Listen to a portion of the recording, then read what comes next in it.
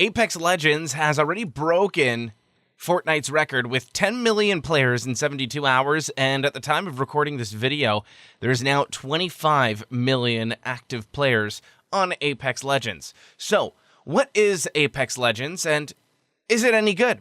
We're going to be going through that in today's review of Apex Legends with the Life as Casual Gamers. This game comes from Respawn Entertainment. You may know them from the popular Titanfall games. The game takes place in the Titanfall universe, but it's a little different. Apex Legends is a first-person shooter battle royale game where each character you can choose from has a different ability and ultimate. First, you have Bangalore.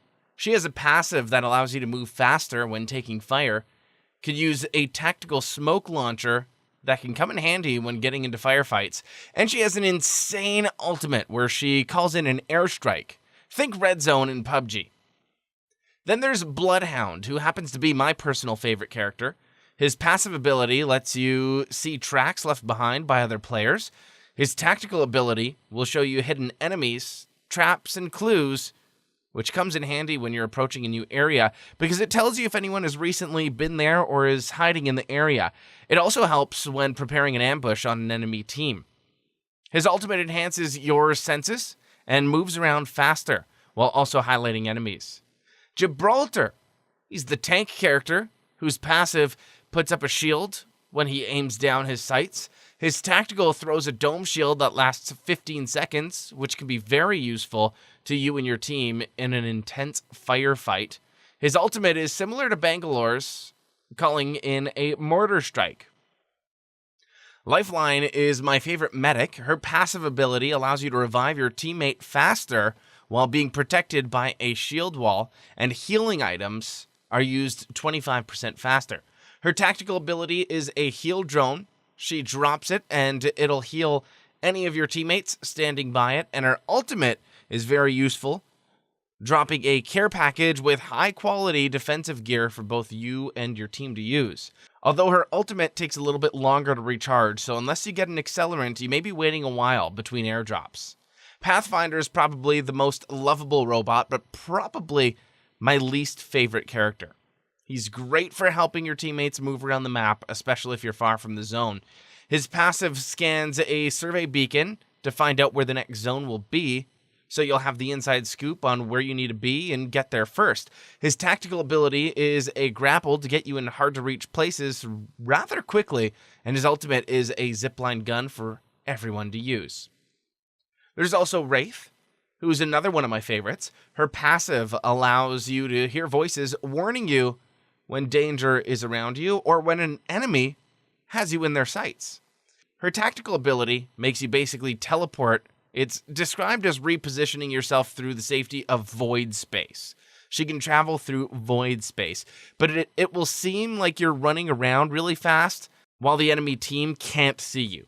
Once it wears out, you'll be out in the open and vulnerable again.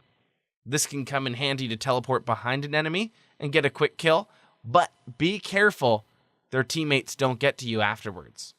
Wraith's ultimate is a portal that opens up for 60 seconds that allows you or your team to use either to move around the map really quickly or retreat from a fight if things go wrong.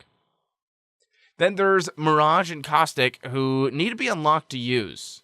They can each be unlocked with 12,000 legend tokens you get from playing the game, or 750 Apex coins, which you can purchase in the Apex store, which isn't too bad because you can actually unlock these characters by playing the game. You don't need to spend the money. Right now, you can only play the game in squads of 3, so if you want to play the game by yourself or with a friend, you'll be forced to queue up with a random stranger or two, which is fine if the third person in your lobby doesn't disconnect 5 minutes into the game. But having a look into the gameplay, once you and your squad have chosen which character you'll play as, you'll have a jump master. Now, this feature is really cool for a battle royale game, because rather than have your teammates scramble to find where you'll drop and control your drop to get to the same place at the same time, you'll be following your jump master. You won't have to do anything. But you do have the option if you do want to break off early, if you don't like where your jump master is heading. but you will be spread apart from your team, so be wary of that. From there, you'll loot to find guns and meds and prepare for battle. The loot function in this game I love. It's really, really cool. When you hover over loot, it'll tell you where the loot will be going. If you're hovering over attachments, there will also be a little red circle telling you what you can and can't use with your current loadout, making it really easy to manage your inventory. It's also easy to know what bullets each gun take as they're color-coded. The ping feature is also a very nice touch. Instead of calling out enemy coordinates, you can ping an enemy and right away they'll know where to look. And this may be argued as a good or bad feature, but I love that there is no fall or team damage. It allows you to move around faster.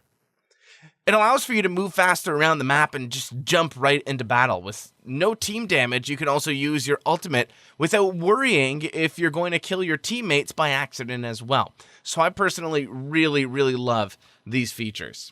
Another huge plus is that if you don't get to your teammate on time to revive them after they've been knocked, you still have 90 seconds to go to their dead body and grab their team banner, it's called, and you can go to a revival point and actually bring them back. They'll jump back on into the map. The only thing is that they'll come back with no loot. But still, if you've ever been the first to die in a battle royale game and you've had to sit there and watch your friend finish the game, it can get pretty boring. So that's a huge plus for me. You can bring back a dead teammate. That actually really got me excited the first time that I saw that and the first time that I've been revived.